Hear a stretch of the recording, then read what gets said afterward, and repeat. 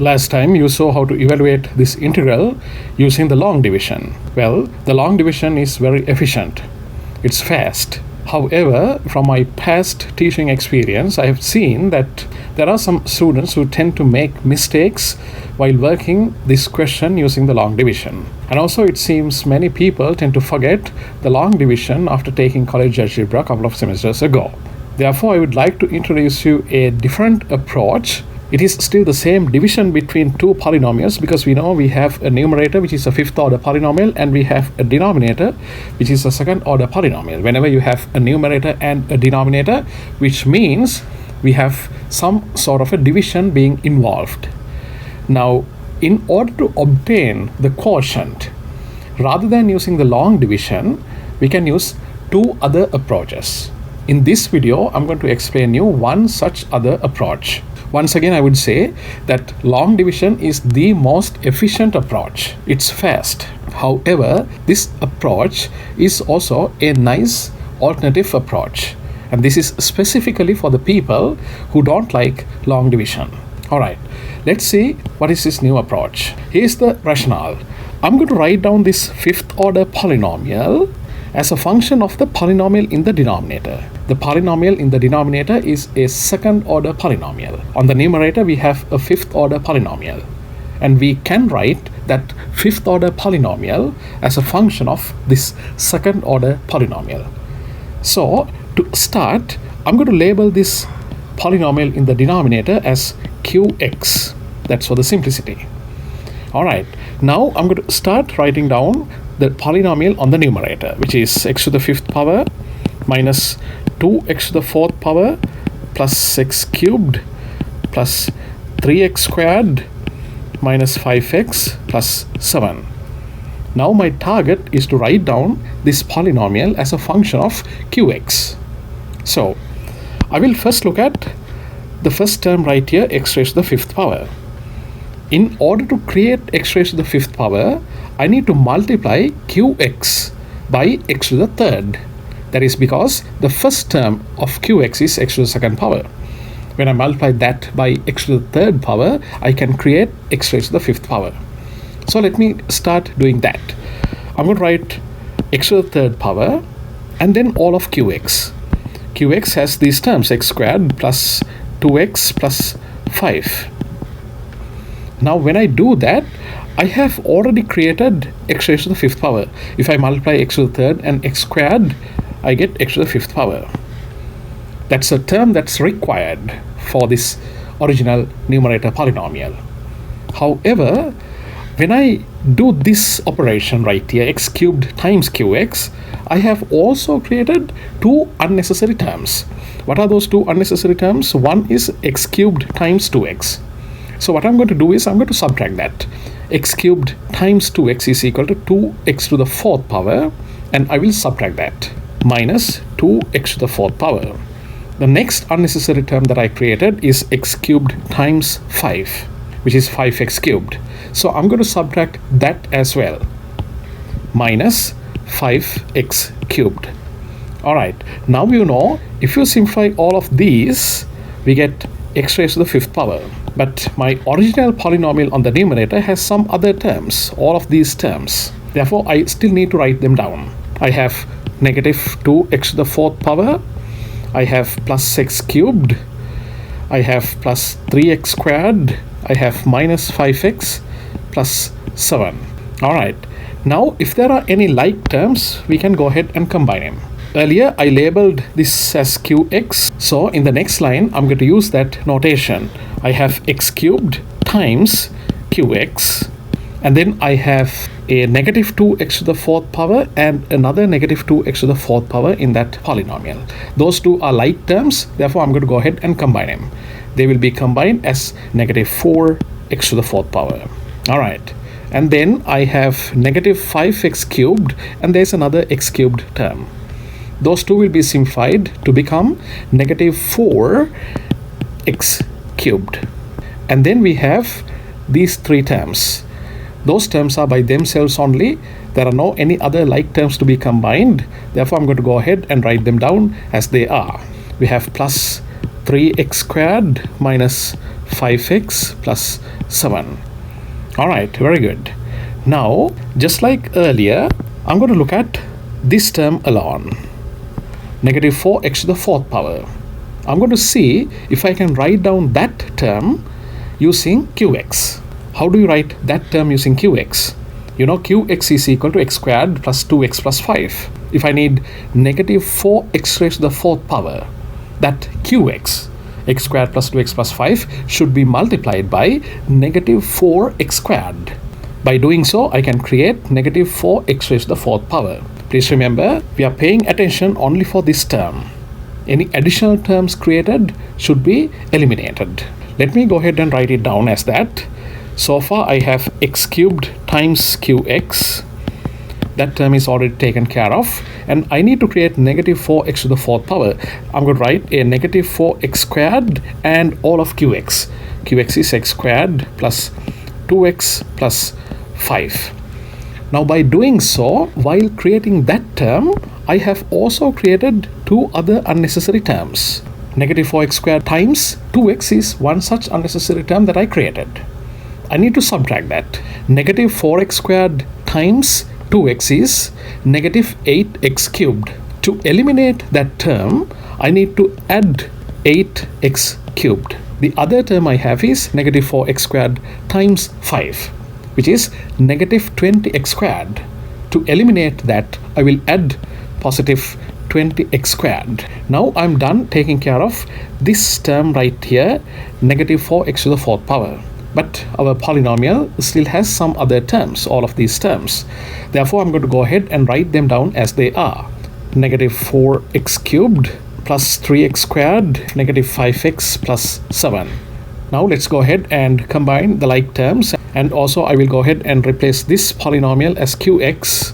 So in the next line, I'm going to write x cubed times qx minus 4x squared times qx, and then I need to do the simplification.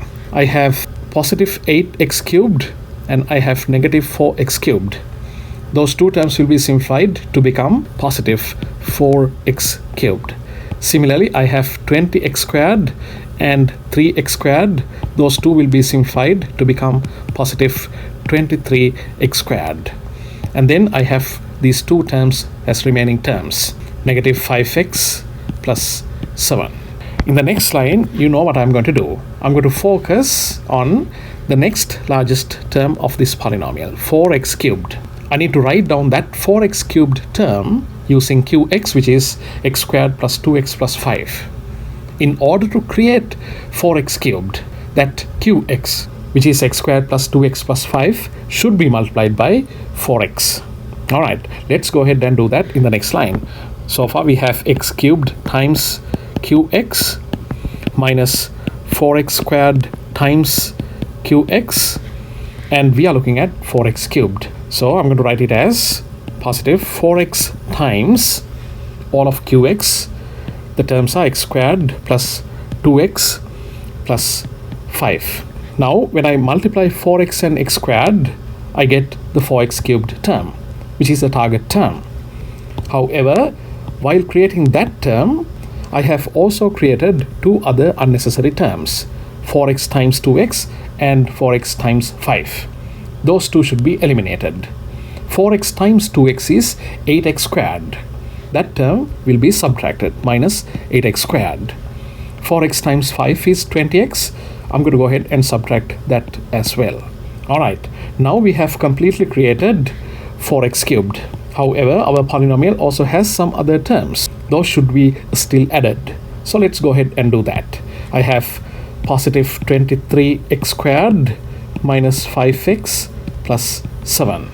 Let's go ahead and combine the like terms. So far we have x cubed times qx minus 4x squared times qx plus 4x times qx, and then I can combine the like terms. I have negative 8x squared and positive 23x squared. Those two will be simplified to become positive 15x squared. And then I have negative 20x and negative 5x.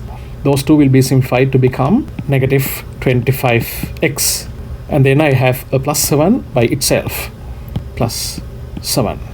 All right, once again I need to repeat this process. This time we are going to repeat the process to construct 15x squared term using the polynomial qx, which is x squared plus 2x plus 5. In order to create 15x squared, we need to multiply that qx by 15. So let's go ahead and do that. We have x cubed times qx minus 4x squared times qx plus 4x times qx. In order to create 15x squared, I'm going to multiply that qx polynomial, which is x squared plus 2x plus 5 by 15. By doing so, we have already created 15 times x squared, which is 15x squared, which is the target term. But also we have created two unnecessary terms, 15 times 2x and 15 times 5. Those two should be eliminated. 15 times 2x is 30x. Therefore, I'm going to go ahead and subtract 30x. 15 times 5 is 75. Therefore, I'm going to go ahead and subtract 75. And then I need to also pay attention on the remaining terms of our polynomial. We have a negative 25x and a positive 7. Now we need to combine the like terms. So far we have x cubed times qx minus 4x squared times qx plus 4x times qx, and then we have plus 15. All of this is qx. 15 times qx. Now I need to combine the like terms. Here I have a negative 30x and here I have a negative 25x. If I simplify those two, they will become negative 55x. And then I have a negative 75 and a positive 7. If I simplify those two, they will become negative 68. Now, here's the summary. Remember, so far what we did was we wrote down the fifth order polynomial given in the numerator of the rational function that has to be integrated in terms of the second order polynomial given in the denominator, which we labeled as qx.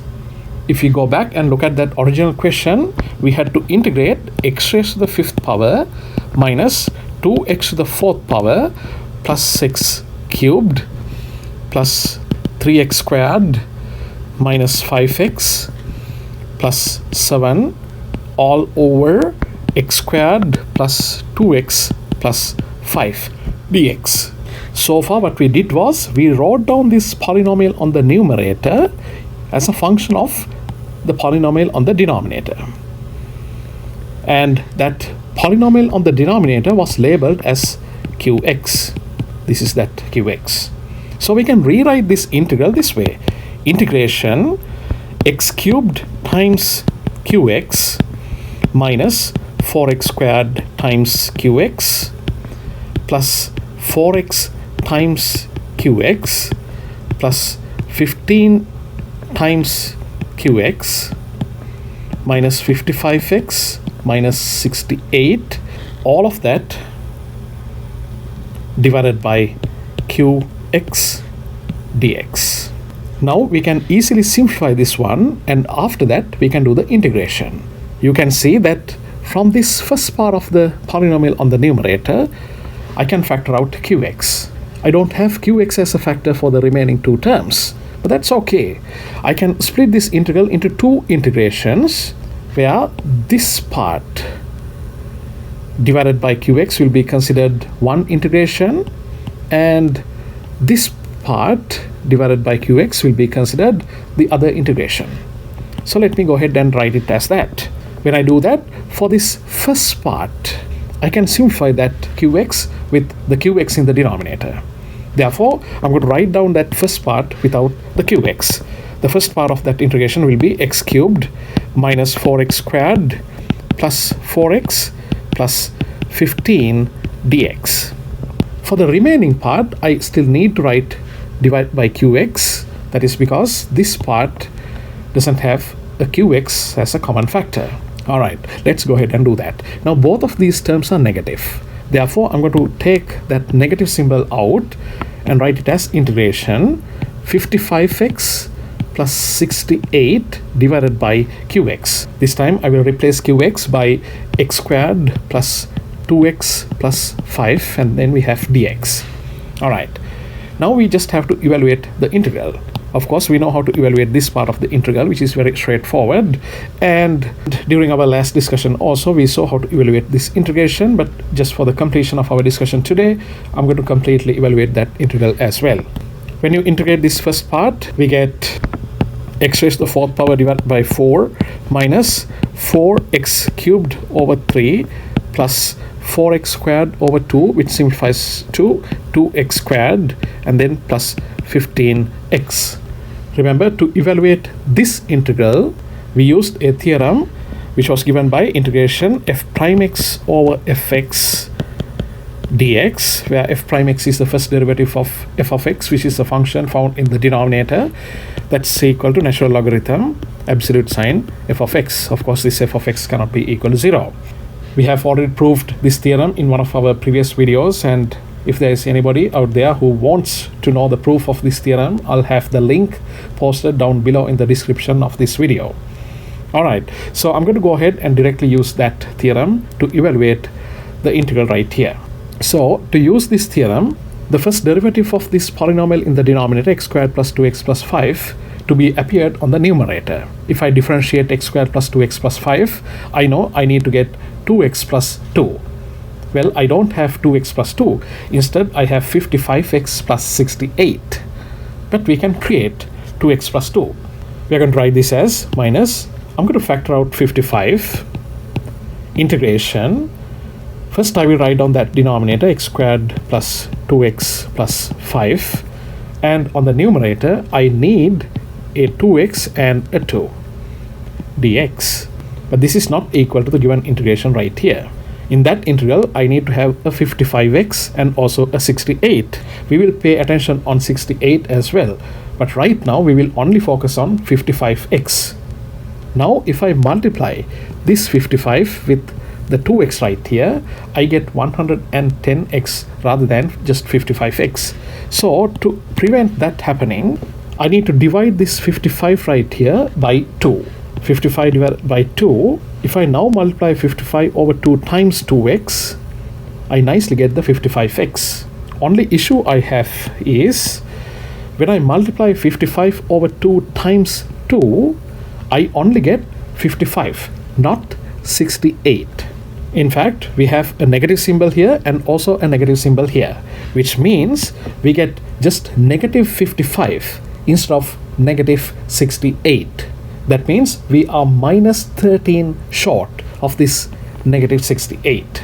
So I'm going to go ahead and just subtract 13 from integration 1 over x squared plus 2x plus 5 dx.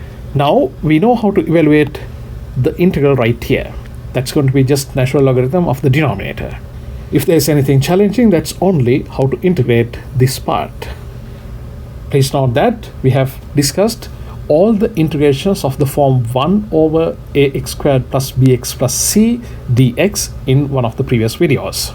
For those who need help on that integral, I will have the link posted down below in the description for that video. Therefore, without using that many detailed explanations, I'm going to directly integrate this function right here using the knowledge that I already shared in that video. In that video, we showed that this denominator can be written as x plus 1 squared plus 4, which is 2 squared, and then we know how to obtain the answer. Then you can go for the substitution where x plus 1 is equal to 2 tangent theta. And then you can easily write down the final answer. Alright, now we are done. I'm going to go ahead and write down the final answer directly. So far we have x raised to the fourth power divided by 4 minus 4x cubed divided by 3 plus 2x squared plus 15x minus 55 over 2 times natural logarithm x squared plus 2x plus 5 minus 13 over 2, it will become tangent inverse x plus 1 over 2, and this is an indefinite integral, therefore I need to go ahead and add a plus c, which is an arbitrary constant. And there's one more comment. That comment is regarding not using the absolute signs with the natural logarithm. That is because x squared plus 2x plus 5 is always positive for all the values of x. Alright, now if you would like to practice this method, I would like to give you a homework question. Please note that this is the same homework question that I assigned last time. You can do this homework question using the method discussed in this video if you would like to practice this method. So the homework question that I gave you last time was integration x raised to the 6th power minus 5x raised to the 4th power plus x minus 2 all divided by x squared minus 5x plus 6 dx. See whether you can obtain the same answer as the answer that you have already obtained using the long division using the method discussed in this video. If you have any questions, please feel free to reach out. Alright, I hope you enjoyed this video.